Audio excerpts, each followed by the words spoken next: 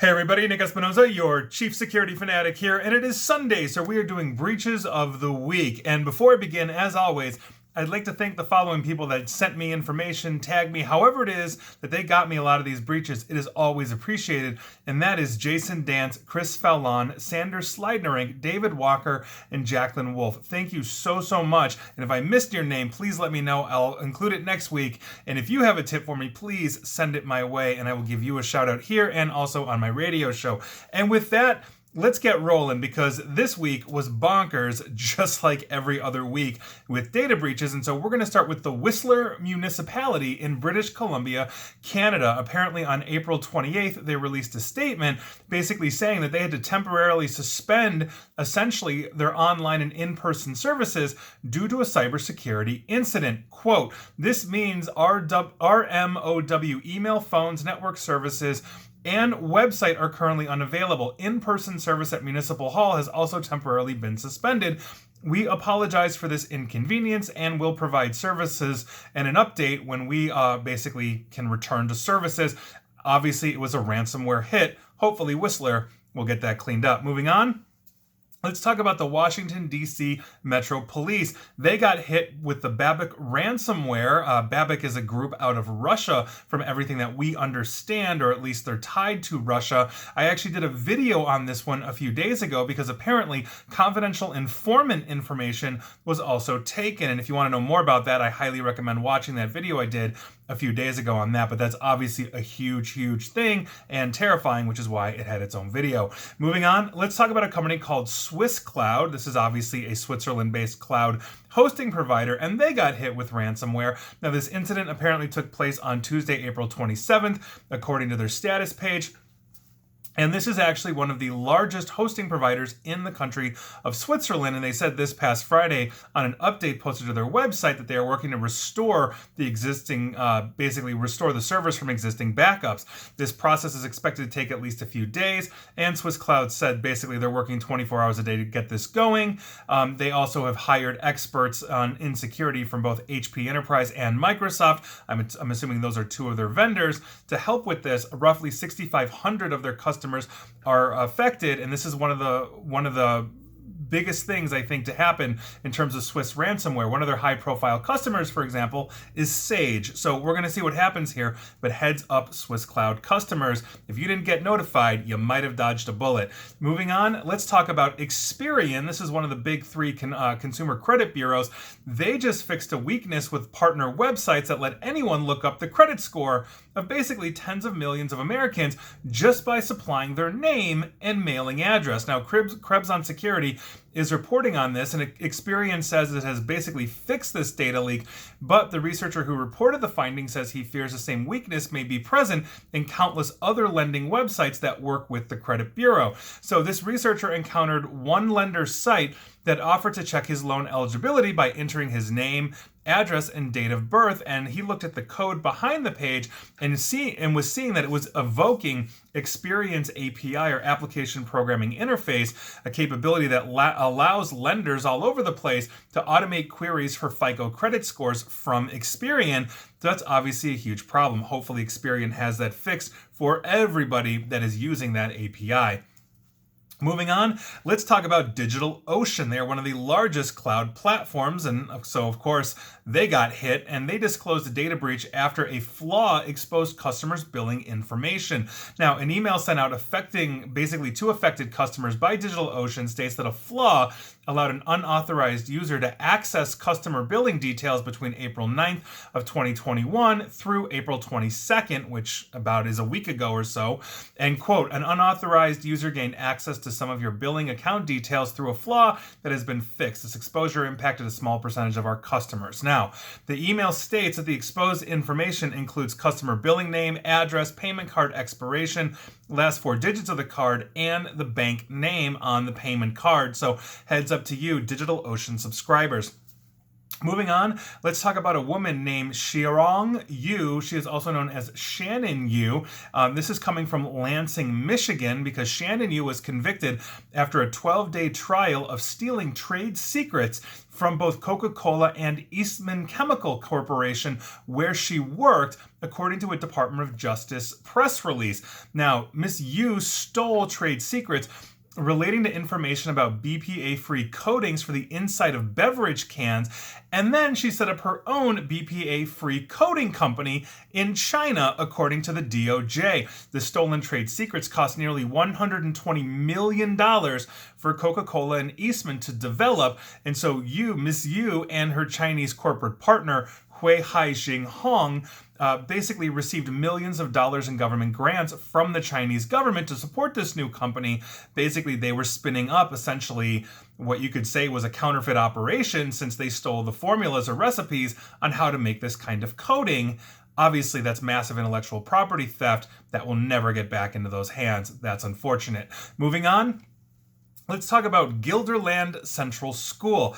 They got hit with a cyber attack that forced students from grades 7 through 12 into basically remote learning. Now, according to district officials, the attack was discovered this past Thursday after technical interruptions, calling the incident, quote, a cyber attack by a threat actor group which used malware to encrypt certain systems throughout the district. So Guilderland Central School, you got ransomed. Unfortunately, that's no good. Hopefully, you'll get back on your feet soon. Moving on, let's talk about Chase Bank. This is the massive bank here in the United States, and we're kinda talking about them. And the reason being is that threat actors are impersonating Chase Bank in two phishing attacks that have been slipping past Microsoft Exchange security protections, essentially with the goal of stealing credentials from their victims, and they are spoofing real-life customer scenarios. Now, researchers from Armor Blocks recently discovered these attacks, one of which claims to contain basically credit card statements.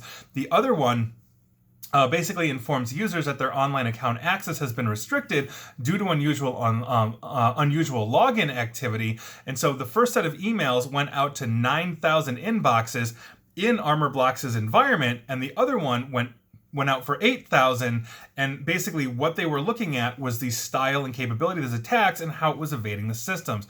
Now, both attacks managed to bypass two Microsoft Exchange protections, Exchange Online Protection, or EOP, the spam filter, as well as Microsoft Defender for Office 365. And so basically they got through the spam filter and the threat detection to get there. I've always recommended third-party spam filters and threat detection to put in front of your Microsoft Office. Don't use Microsoft Spam Filter for reasons like this. Moving on. Let's talk about the internet service provider in Canada, Rogers. Rogers is massive in the Great White North. Now, cyber criminals targeted Rogers customers with a new SMS texting phishing campaign, pretending to basically hand out refunds for last week's Canada-wide wireless outage. And basically, this is what happened. Last week, Rogers suffered a massive outage throughout Canada, preventing its users from accessing wireless voice and data services. This outage lasted pretty much the entire day and was caused by a bad software update to Rogers' cellular infrastructure. In response, Rogers promised a refund equivalent to a day's worth of wireless servers for affected customers, and here come the scammers. Never let a good disaster go to waste. So heads up, Rogers users, go to the official Rogers website. Do not tap on links that you're getting from text. They are not from your provider. Moving on, let's talk about the popular hacking forum OG Users. I've mentioned them a few times before, and the reason why is that they have now just recently been hacked for the fourth time in 2 years, with hackers now selling the site's database containing user records and private messages. OG User is a hacking forum I've mentioned before, and they're known for the sale of stolen social media accounts, hacked through things like SIM swapping attacks, credential stuffing attacks, and more. So heads up to you, your data might have been sold if it had been previously stolen and put on OG Users.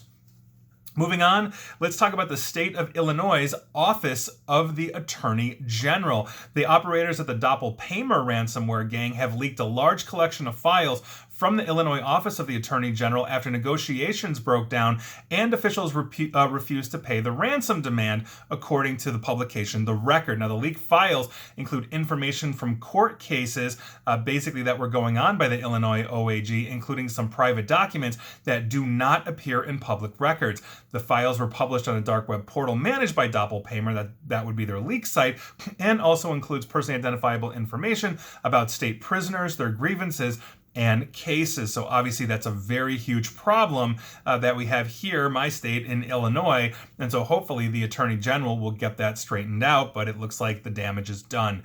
Moving on.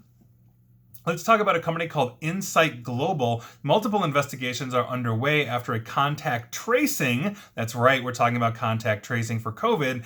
That was a data breach that exposed the personal health information of 72,000 citizens in Pennsylvania. Now, the unsecured information was collected by employees of Insight Global. The company basically paid around $30 million in taxpayer money to perform contact tracing in the state, meaning they were paid $30 million. And basically, and I quote, State Representative Jason Ortete, who was looking into this, you could see people's phone numbers, how many kids they had, their kids' names, and other family members' names. There was some medical information in there as well. So obviously a huge problem, but heads up, Pennsylvanians, if you're using contact tracing or have anything to do with that in your state, you were probably exposed. Moving on, let's talk about the software as a service platform provider Medify's. I have talked about them before. Basically, they got hit, and so now multiple medical institutions are declaring. This week, it's the Doctors Medical Center of Modesto, California. So heads up, citizens of Modesto, if you use them. Moving on. I want to give you an update on the Pulse Secure VPN. I talked about this last week, where basically it was a huge breach. Government agencies were at risk here in the United States. Now we know at least 5 federal civilian agencies appear to have been breached basically in this hit. This is a discovery that follows emergency measures to mitigate potential damage from this incident, according to the CISA, which is a cybersecurity and infrastructure security agency of the Department of Homeland Security. CNN reported last week that CISA has identified 24 federal civilian agencies that use Pulse Connect secure devices, but they only know or have confirmed so far that 5 of those 24 basically have been affected. Hopefully it stops there. We shall see, but Pulse Secure VPN is basically the next SolarWinds or Microsoft in its scope, at least towards attacking the federal government in the United States. Moving on. Let's talk about Brazil's Rio Grande do Sul court system, because basically they just got hit by the Revil ransomware gang the other day, and they encrypted employee files and forced the courts to actually shut down their network. Now, Revil basically is asking for $5 million US in ransom to decrypt the files and not leak the data from the court system, basically in the Rio Grande do Sul. So that's obviously a huge problem, and sure enough, they are showing up on Revil's leak site. Huge issue. Moving on, let's talk about First Horizon Bank. Now, the financial institution owned by First Horizon Corporation reported that earlier this month, some of its customers' online banking accounts have been breached by unidentified cyber criminals. Now, according to the company, the attack came into light in the middle of April of this year, and basically, per the reports, it only impacted a limited amount of customer accounts. The investigation is still going on. It was discovered that the unidentified cyber criminals could possibly get access to customers' online bank accounts with the help of previously stolen sensitive information and essentially, third-party software that would allow them to attack that. So heads up if you use First Horizon Bank.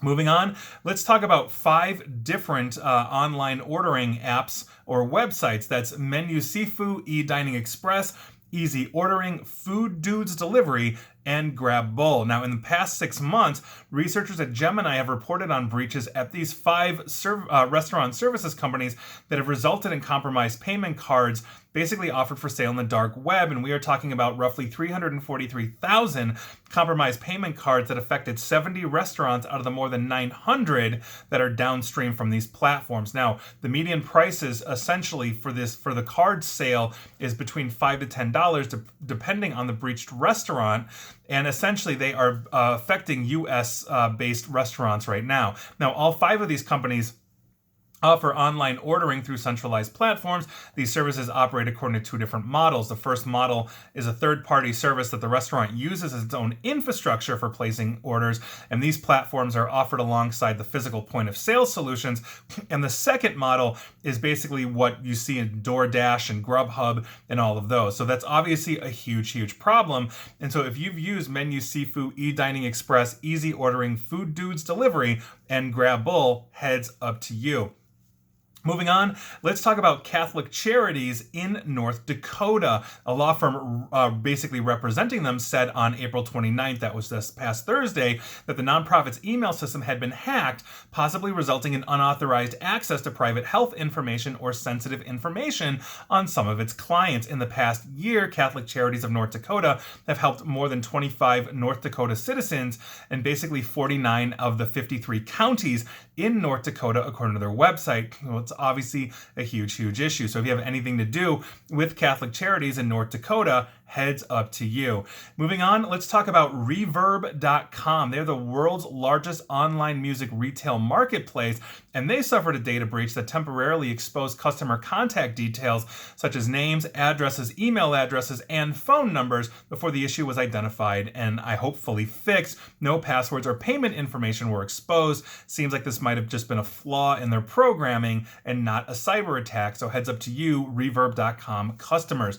Moving on, let's talk about the Wyoming Department of Health, because they are announcing a mistaken exposure of laboratory test result data involving the health information of thousands of Wyoming residents and others, as well as describing its plan to respond. Now, the department became aware of this breach on March 10th of this year, and it was discovered basically that a workforce member had inappropriately handled the health information of approximately 164,021 Wyoming residents and others as early as November 5 of last year. Now, I looked it up because Wyoming, population-wise, is a small state, and there, according to 2019 data, there are 578,759 citizens in the state of Wyoming. So this is a massive breach, as more than 1/5, probably a quarter of them, I'm not doing the math that well off the top of my head, have been affected in that state. So heads up to you, citizens of Wyoming. I don't know if you're Wyomingers or whatever, but you are a citizen of Wyoming.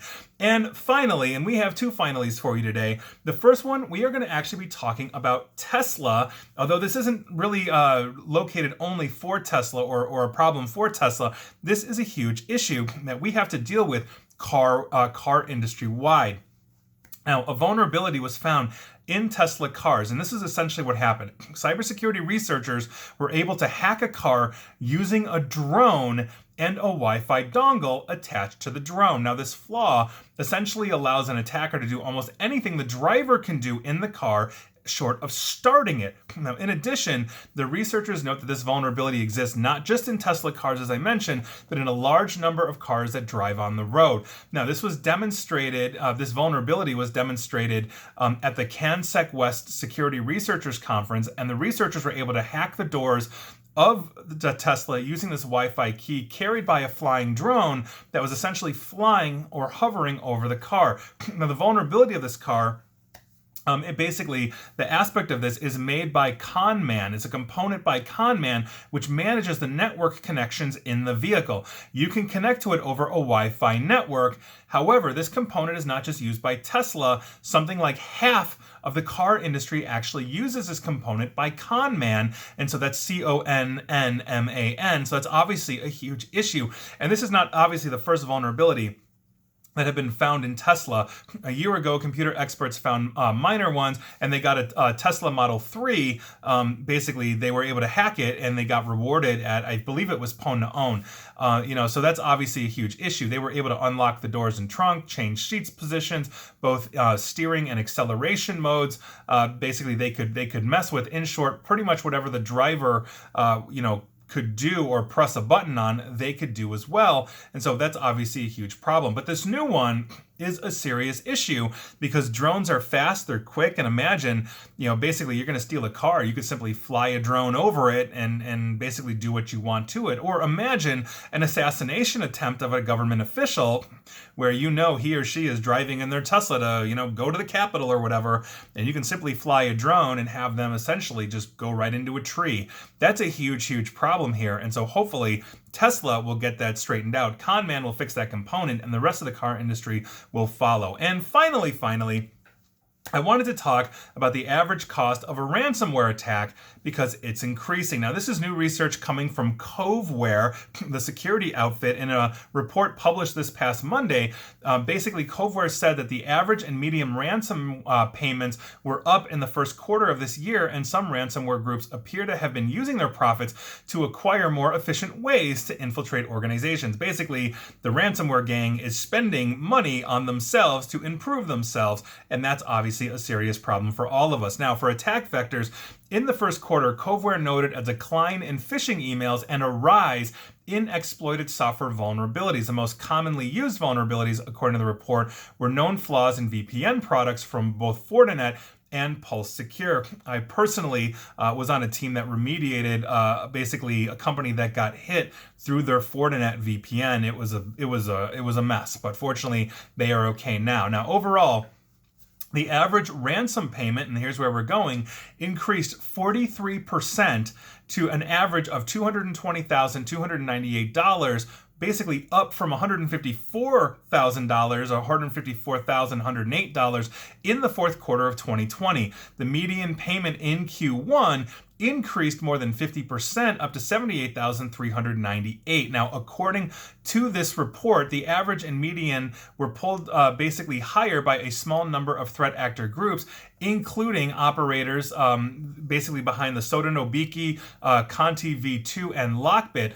But Clop Ransomware, and this is one of the groups that we track among the others that were just mentioned, most specifically, was extremely active during the first quarter and impacted large victims with very high ransom demands. I literally just talked about Revil wanting $5 million. These prices are increasing. Now, ransomware gangs have increased those threats to release stolen data from 70% in quarter 4 to 77% in Q1. Now, according to this report, most ransomware attacks that involve data exfiltration have two main goals: exfiltrate corporate data from the most convenient file server, and then escalate privileges and deploy ransomware on as many endpoints as possible. The threat of stolen data is largely used as additional leverage against victims, and basically Coveware said that the practice is now the norm among ransomware gangs. However, in many cases, the data that's stolen isn't necessarily confidential or sensitive. Oftentimes, the attackers may not necessarily know what they're getting if they don't have the time to sit there and sift through and pick out, oh, we're going to get this kind of data and exclude this, or they may not necessarily know what's relevant or not because only a company, let's say accountant, would know what is intimate and what isn't. But if they're stealing everything and they're ransoming it, they're basically going to show you that, and it's a huge, huge problem that we have. And if you have to pay out over $200,000, imagine you probably could have spent half of that and vastly improved your security, if not just training your people on how to spot these things, or getting vulnerability scans of your software and your public-facing infrastructure so that you know exactly what the attackers know and what they will exploit, and so you can remediate that before you become the next victim. And I think that's a huge, huge thing. So those were your breaches of the week. It was another bonkers week. We're back to 20 to 25 minutes, which is pretty much the average here. A couple weeks ago it was up to 40, and we are climbing back up, I think, again, but hopefully we'll be good. Were you affected? Let me know. And please like, share, follow me here on Facebook and Twitter at NickAESP, and please feel free to subscribe to me at YouTube as well. And as always, stay safe and stay online. Thanks, everyone.